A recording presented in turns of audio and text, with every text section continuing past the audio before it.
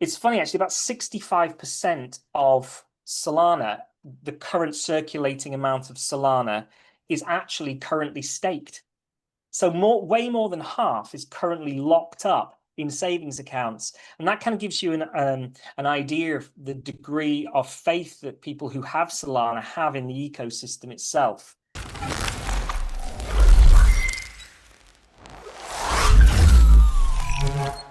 Hello and welcome to White Mirror episode 7, Si. Episode 7. We're moving on. It's lovely to get all this information behind us and start to, for me personally, to start to get an understanding of what we're dealing with decentralization, Web3, all very exciting. Just before we get going, I'd really like to just ask everybody, if you can, anyone who's watching, to subscribe, share our content, and like, which is it's massive for us if you can do that, because we want to increase the tribe. We want people to understand what's going on, and we don't want to leave anyone behind, right, Si?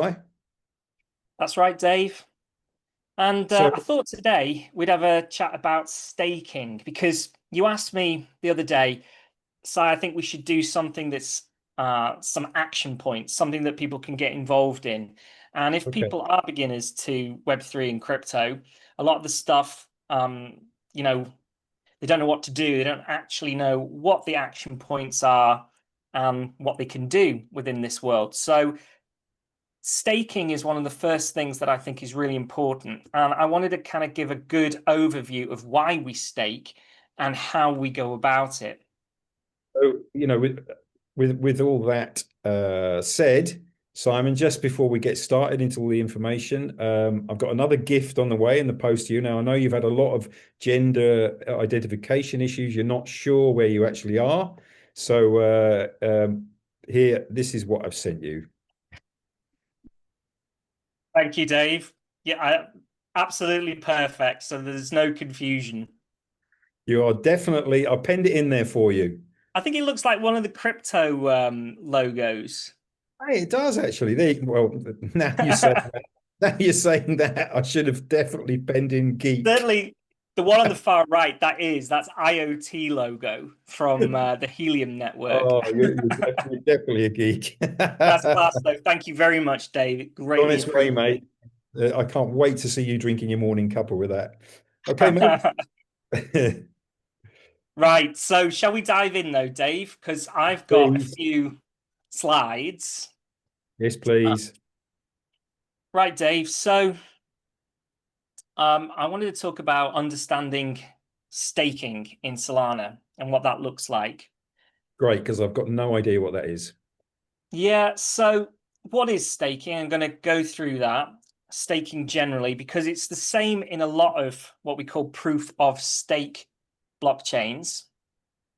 But I'm specifically going to go through the Solana ecosystem. So you can have a look about how we do it in Solana and what it means over there. However, that knowledge is still useful, whether we're looking at Ethereum, Cosmos, there's hundreds of blockchains. There's all sorts of different, and they're all working in a very, very similar manner. Great. Um, Okay.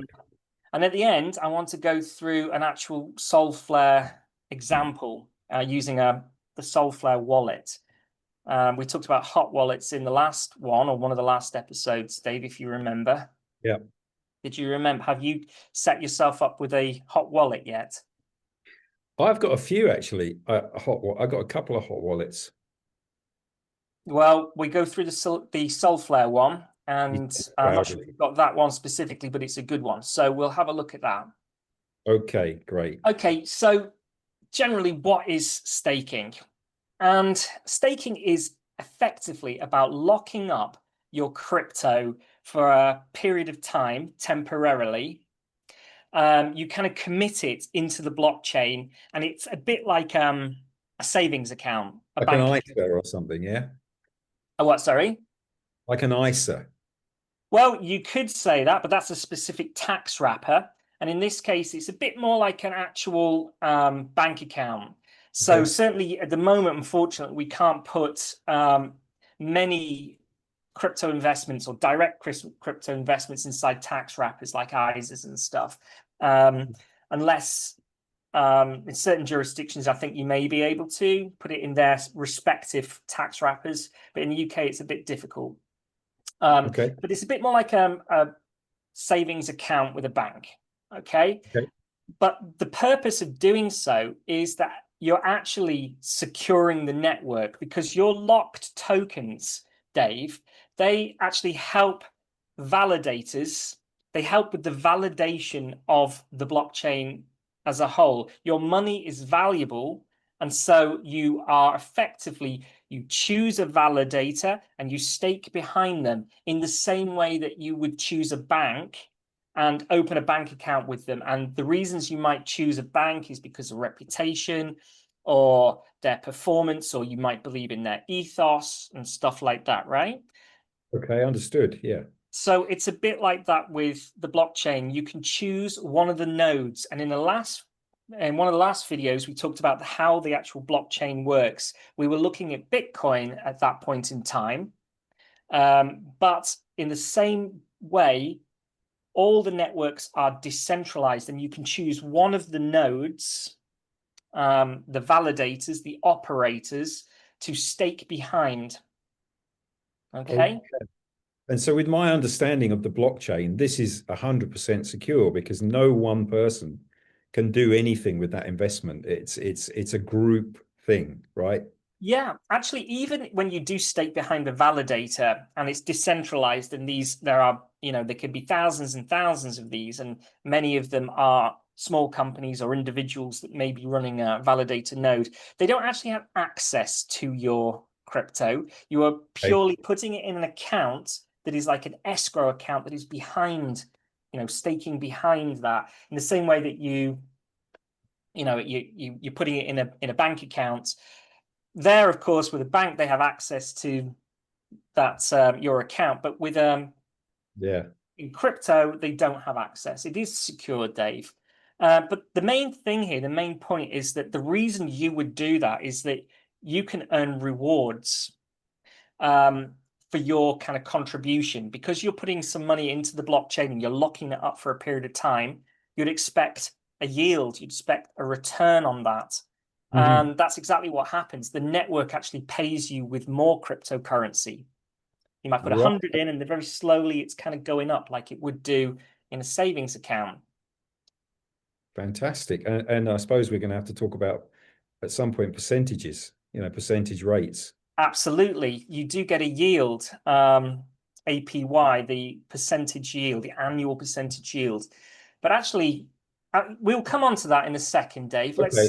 Let's get on to that. I just want to talk about Solana first because it's one of the networks that we're looking at. Now, I love Solana. It's massive. There's 50 to 70 million transactions going through this network daily.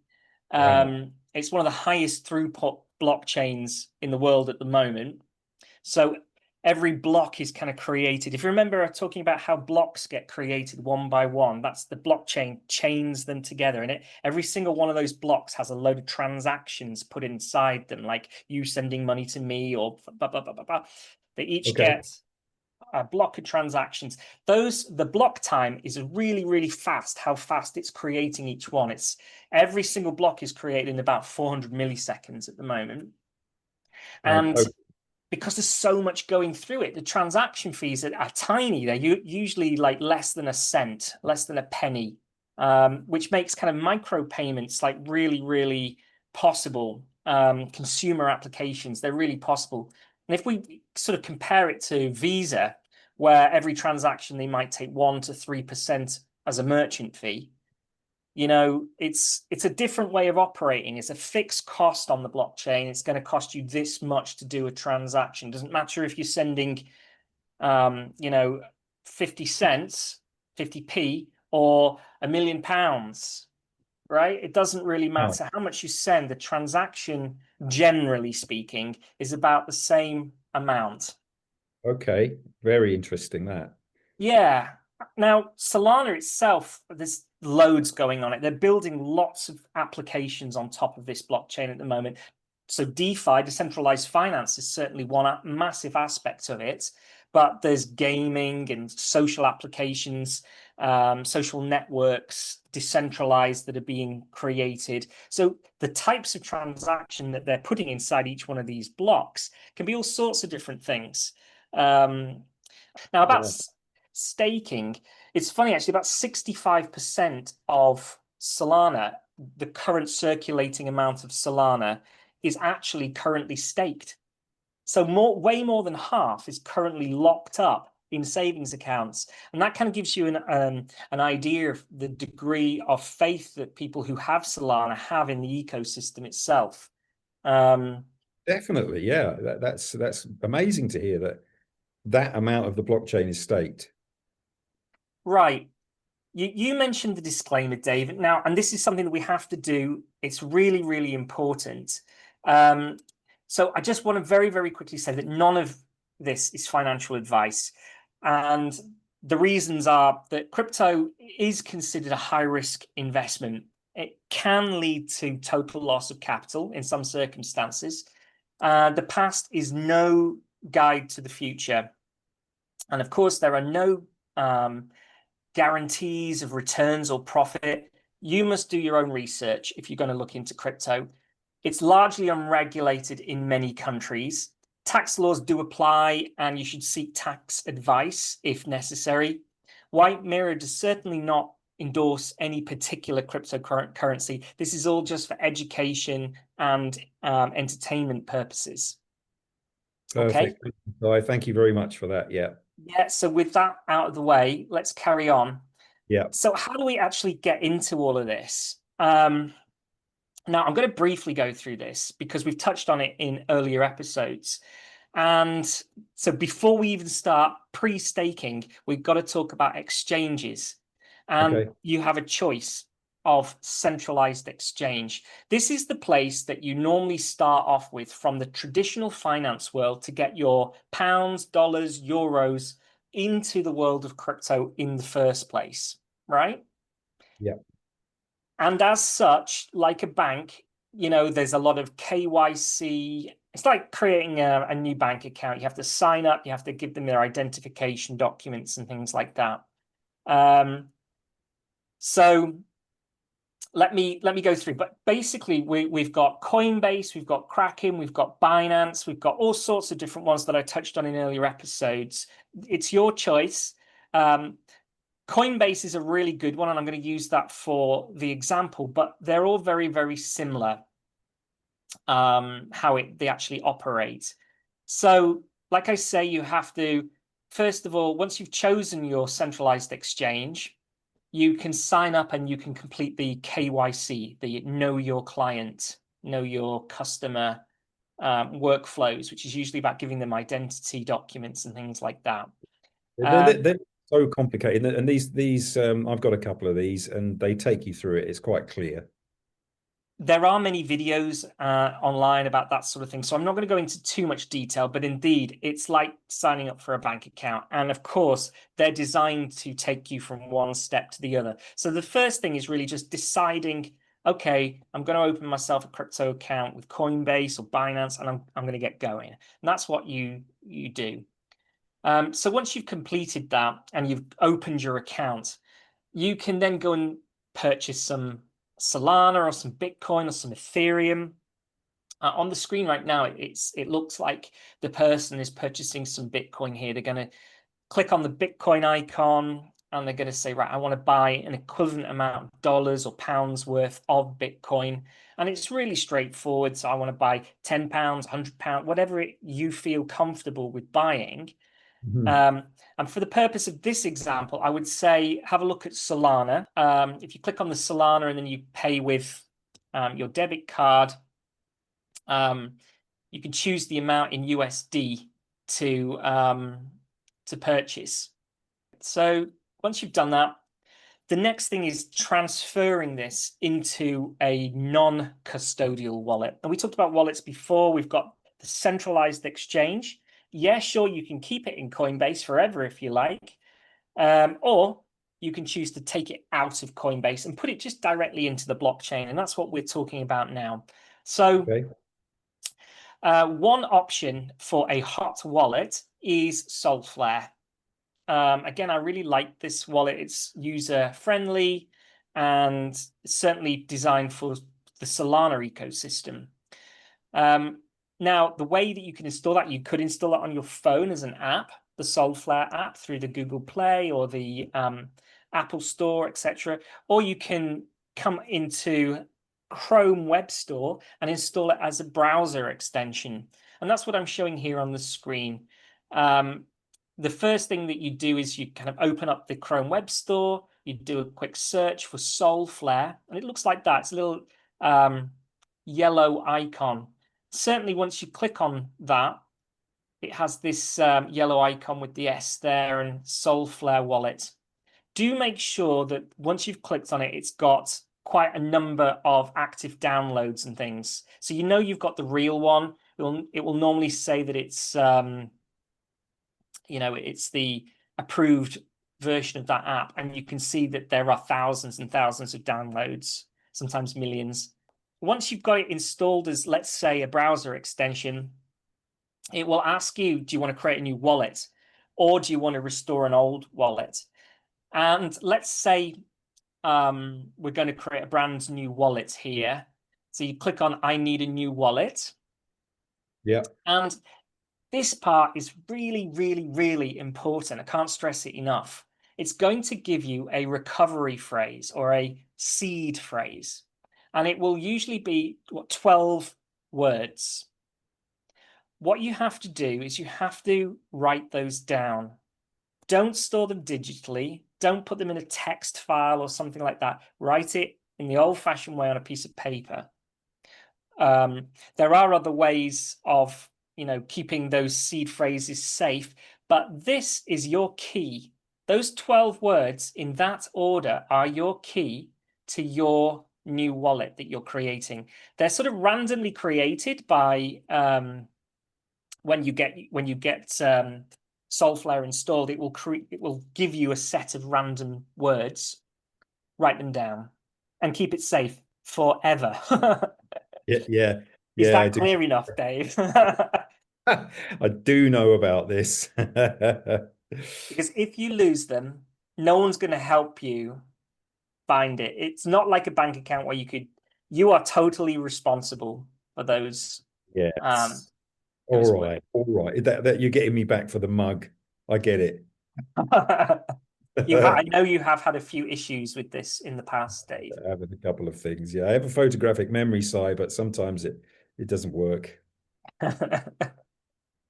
So once you've actually created your wallet, it will take you through and you'll have zero balance there. But one thing that you'll be able to see is the long wallet address.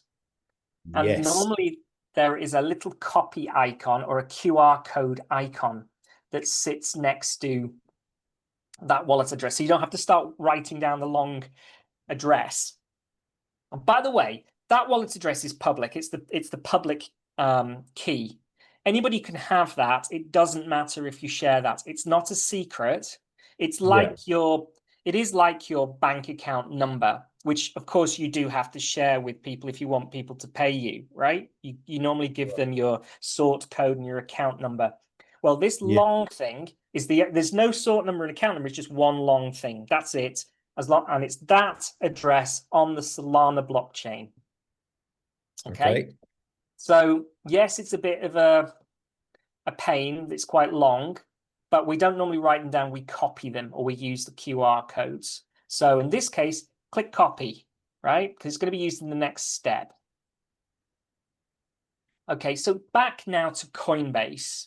And hopefully you've purchased some Solana. And here it says Bitcoin or what have you, or Ethereum I use in this example. But generally you've bought some Solana for this example, all right? And you'll see the amount. Now, in the next step, you can click on it or you can click send. So actually, if I just skip back one again, you'll see at the top of the screen, normally on the mobile version, send. And I think in the web version, it's on the right-hand side, send. Gotcha. This is, yeah. And if you've already selected the crypto, it won't need to ask you, but it will ask you where you're sending it to.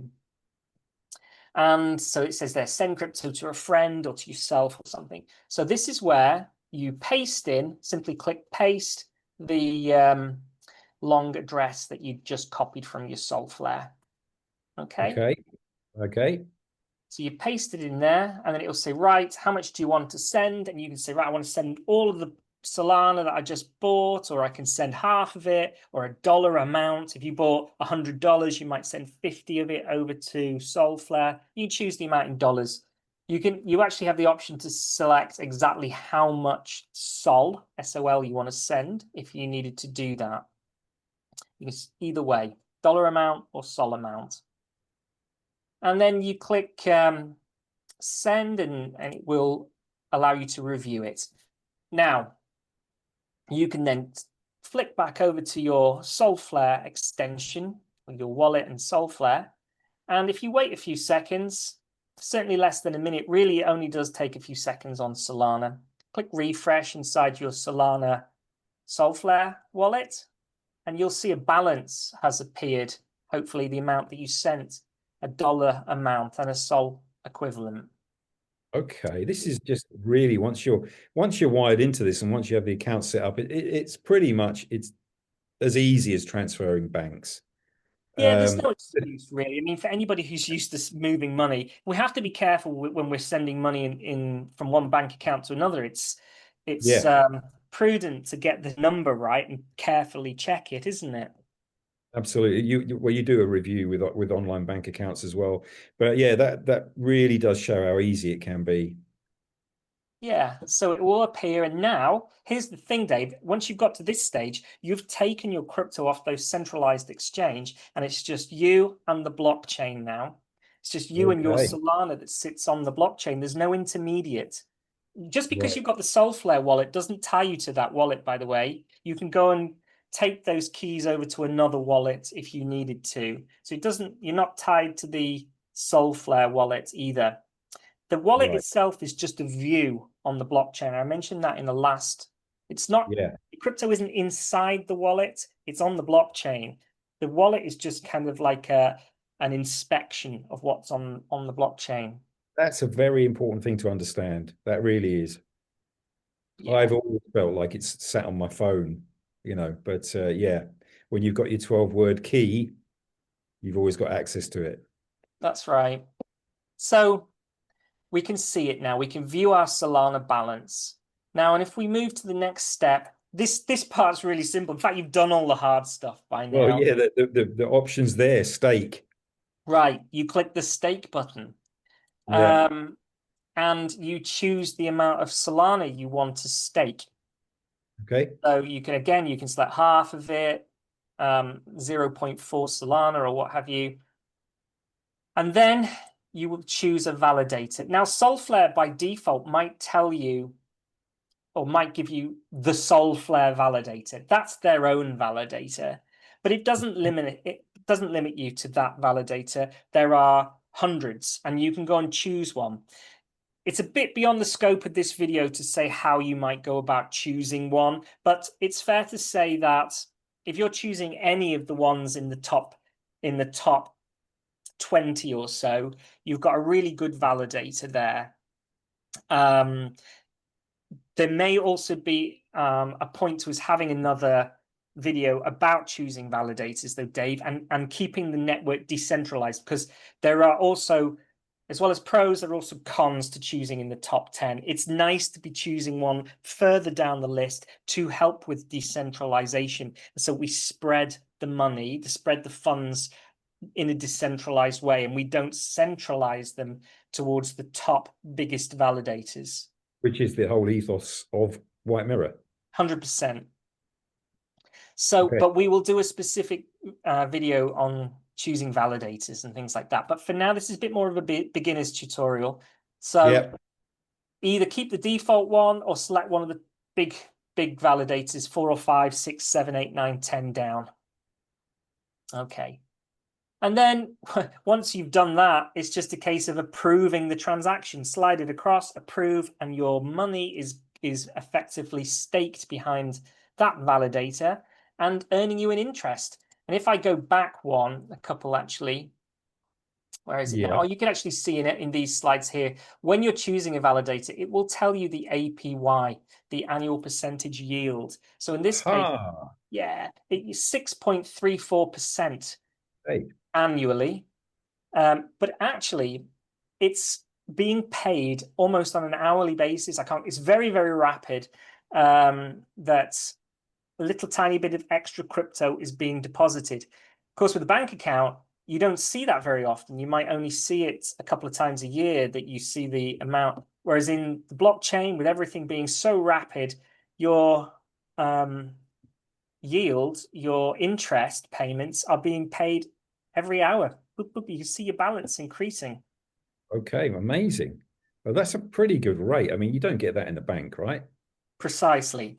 Now, This is keep it financial advice, by the way. absolutely again. It's not financial advice. But right, in a bank, we might be expecting a few percent. Maybe in the UK, maybe about 3-4% at the moment. And again, it depends on the actual interest rates. Yeah. Now, there really is a whole area about this, about tokenomics and the economics behind um, each cryptocurrency and how they work. There is a certain amount of inflation in certain cryptocurrencies. Oh, really? Um, well, they absolutely. In fact, I was just about to dive into that, but I won't for this video. Let's do a specific one on it, Dave, how tokenomics works. Please, yeah, that would be interesting. Yeah, perhaps a little bit later on. Right. But yes, absolutely. It's a good return generally. Of course, it's still subject to the underlying fluctuation of the Solana token. So, and you're being paid in Solana. You're not being paid in dollars or pounds, right? You're Yeah, being paid in more Solana, I which get it. again, Yeah. your interest payments are going up and down together as well. Okay. Okay. Yeah. But if you happen to believe in Solana specifically, and again, do your own research. If you think that's a good blockchain to be looking at, then this is how you'd go about staking. Right. Fantastic. I mean, to me, I had no idea. Beginning of this video, not a clue. I didn't even know what you were talking about. And all of a sudden, I've got a great understanding of it. Nice and clear, that side. Right. Well, this is one of the first ways of getting involved in actual crypto, but there are loads of different ways to generate yield. We can talk about liquidity pools um, and DeFi a little bit more and you may Okay. be able to get higher rates of return in those. Again, you might be taking more risk, so people really need to take care of that sort of thing. But if you are looking for information on how to go about that, perhaps we'll be doing one on an episode on DeFi, Dave. Great. So your money's in there, you're staking, you're getting a decent interest rate back. You know that everything's nice and safe on the blockchain. Yeah, I really like it. I really like that. And I suppose at some point we'll talk about getting your money back out.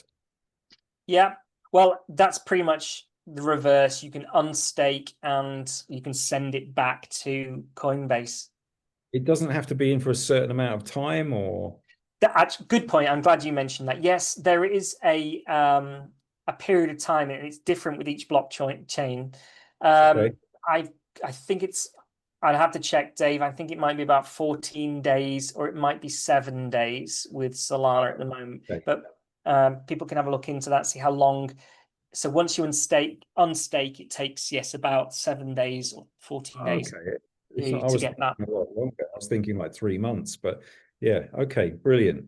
All right, mate. So anyway, I think what's really nice about this video is that we've actually taken a step on to the blockchain now.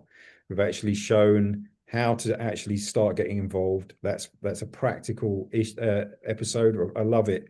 So, thanks a lot for that. And please subscribe, like, and share our videos. Super important to us. We really want everyone to get involved in this because that's what we believe. We believe this is the solution. So thanks for watching. Simon, thank you for the presentation. Thanks, Dave. Catch you next time. See you next time. Cheers.